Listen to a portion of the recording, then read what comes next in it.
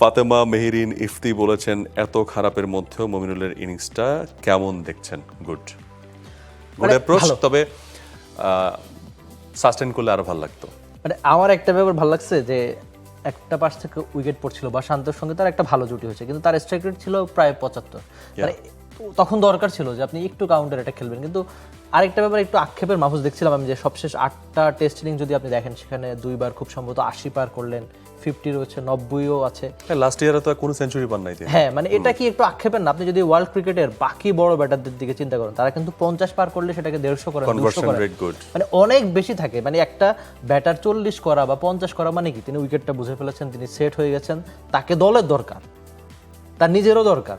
কিন্তু সেখানে মমিনুল কি একটু আক্ষেপের না? তিনি রান করছেন ঠিক আছে, কিন্তু সেই রানগুলোকে বড় না কেন, 100 কেন না? এক লাইটেই নিশ্চিন্তে চলে দিনের পর দিন। Walton emergency bulb, the best emergency bulb. এখানে অনেকগুলো বিষয় একসাথে কাজ করবে।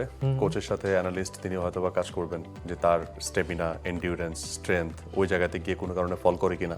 মানে আমি স্ট্রেংথের কথা কেন বললাম, কারণ হচ্ছে আপনার ফোকাস জিনিসটা কিন্তু আপনার ইন্টারনাল স্ট্রেংথের সাথে রিলেটেড। আপনার যদি বডিতে স্ট্রেংথ না থাকে, এন্ডিউরেন্স না থাকে, আপনার ফোকাস হারাবেন, আপনার চোখে ঘোলা দেখবেন, আপনার কাছে মনে হবে যে না আমি আর পারছি না। মানে শুরুর যে স্ট্রেংথ ফোকাসটা আপনার ছিল সেটা একটা সময় গিয়ে নাই। সেটা অনেক প্লেয়ারের থাকে, যেমন হচ্ছে শরীফুলের ব্যাপারে কিন্তু হাতুরু সিং একটা ব্যাপার হচ্ছে টিম অ্যানালিস্টকে বলেছিল যে প্রথম স্পেলে শরীফুলের এনার্জি যেটা থাকে, লাস্টের স্পেলে গিয়ে আমি তার ওই এনার্জিটা পাই না কেন। তখন এটা ঘাটতে ঘাটতে ঘাটতে ঘাটতে একটা পর্যায়ে গিয়ে তার হচ্ছে ভিটামিন ডি টেস্ট করানো হলো। টেস্ট করে দেখা হলো তার ভিটামিন ডি এর মাত্রাটা হচ্ছে 16। মানে এটা কিন্তু আমরা কোনো ক্রিকেটারের সমালোচনা করছি না। অনেকেই ভাবে না, মানে ক্রিকেট শো দেখে অনেকে আমাকে বলেছে ভাই আপনারা আমাদের সমালোচনা করেন। এটা সমালোচনা, আমরা চাই মমিনুল প্রত্যেক ইনিংসে 100 করুক। তার চেয়ে বোধ করে আমাদের চেয়ে বেশি খুশি কেউ হবে না। কারণ টি স্পোর্টস এমন একটা চ্যানেল, এইটা কিন্তু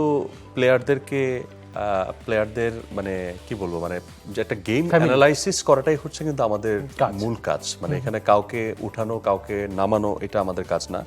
এটা শুরু থেকেই বোধ করি আমাদের যারা দর্শক তারা এই বিষয়টাই দেখে এসছেন। ইউজুয়ালি মানে কম্পেয়ার টু আদার কন্টেন্টস, সম্ভবত টি স্পোর্টসের কন্টেন্টগুলো একটু অন্যরকম হয়। মানে সেখানে আক্রমণ বা একজন খেলোয়াড়কে নিয়ে নেতিবাচক ব্যাপার স্যাপারের চাইতে গেম অ্যানালাইসিসটাতে টি স্পোর্টস বেশি ফোকাসড। এর বাইরেও যদি কিছু জিনিস হয়ে থাকে সেটা খুবই কম, কিন্তু মানে more focused on game analysis. পারতপক্ষে আমরা খেলাতেই থাকি, আমরা খেলাতে না, মানে আমরা অ্যাকচুয়াল নিউজ যেটা, অ্যাকচুয়াল কন্টেন্ট যেটা, সেটাই। সো আমরা যেটা মাত্রই বললাম যে এই যে কনভার্সন নিয়ে আমরা আলোচনা করলাম, মমিনুল কনভার্সন করতে পারেন না, এটা কিন্তু আমাদের হেডলাইন না। আমাদের হেডলাইন হচ্ছে কেন পারছেন না। So this is the analysis.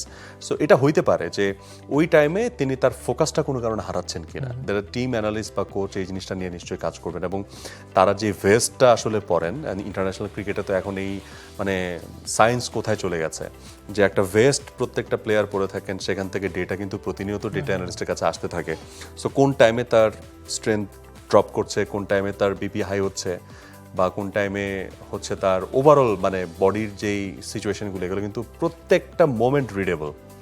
So I think they will analyse 2025-এ এতগুলা ক্লোজ টু 80+ স্কোর করার পরেও সেটা কনভার্সন কেন হয় না, একটা সেঞ্চুরি হয়। হ্যাঁ, একটা সেঞ্চুরি হয় না। সো এটা কিন্তু কাজ করার জায়গা আছে। For more updates, subscribe to our YouTube channel and click on the bell icon. Follow us on Facebook and Instagram. Download T-Sports app to enjoy exciting games and highlights. Visit tsports.com.